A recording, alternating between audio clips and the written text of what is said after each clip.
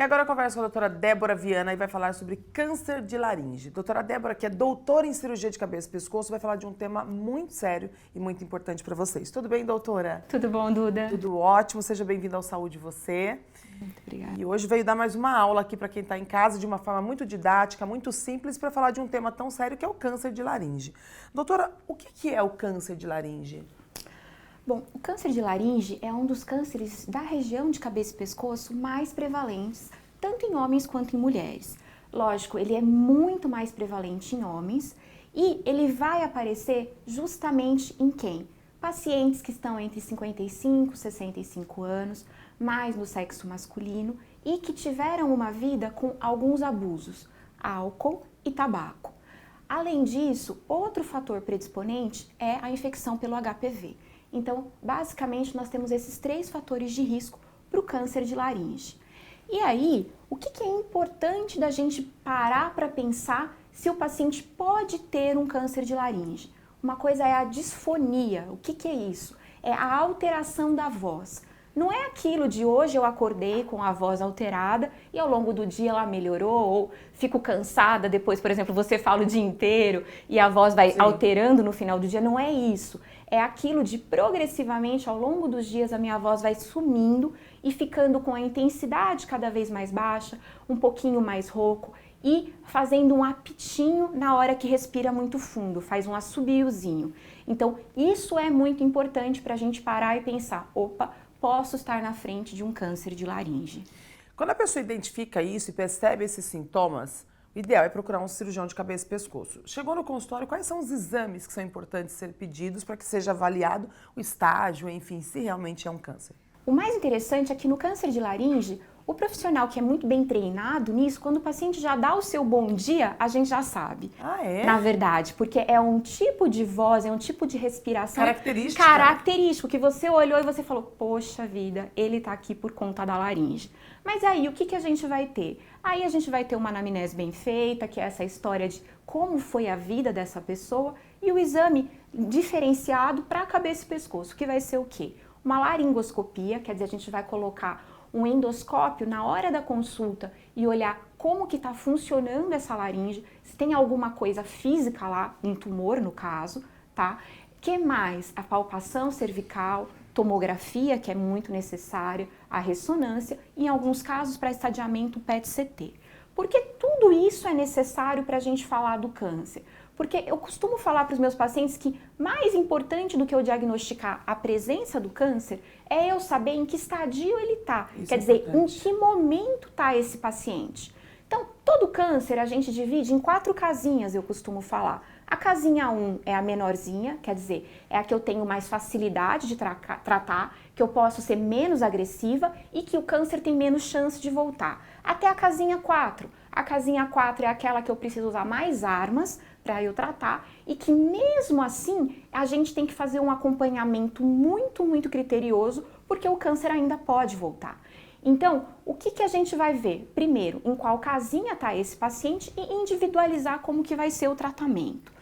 No começo, como que a gente tem esse tratamento? Eu posso fazer ou um tratamento cirúrgico, que aí vai ser a retirada da área onde está o tumor, que pode ser desde uma cirurgia clássica até uma cirurgia por laser ou robô, atualmente, e alternativamente eu posso ter o tratamento pela radioterapia.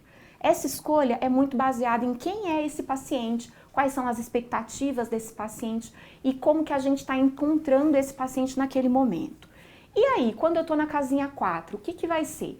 Preferencialmente é um tratamento cirúrgico e aí realmente vai ser um tratamento cirúrgico clássico, que é uma cervicotomia com a ressecção completa do órgão, quer dizer, eu vou retirar a laringe, associado ainda à radioterapia e quimioterapia quando acabou o tratamento.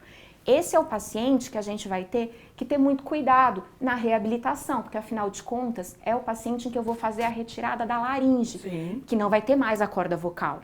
Então, durante o procedimento cirúrgico, a gente coloca uma prótesezinha para ele conseguir produzir a voz depois na reabilitação e se comunicar. Exato. Mas essa voz, ela que é a voz mecânica? Não. A gente não. Para a reabilitação da laringectomia total, que é esse paciente que precisa da cirurgia da retirada do órgão todo, nós temos 3 tipos de possibilidade de fonar.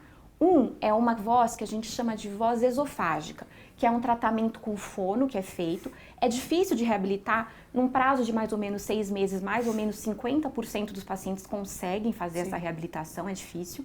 E ele vai engolir o ar, aprender a segurar o ar e voltar o ar em forma de voz. É bem difícil. Nossa. A outra forma que é muito fácil e todo paciente consegue é uma laringe eletrônica. O que é isso? É um aparelho que parece uma lanternazinha, é mais ou menos desse tamanhozinho, coloca nessa região e ele vai produzir uma voz metálica, uma voz robotizada.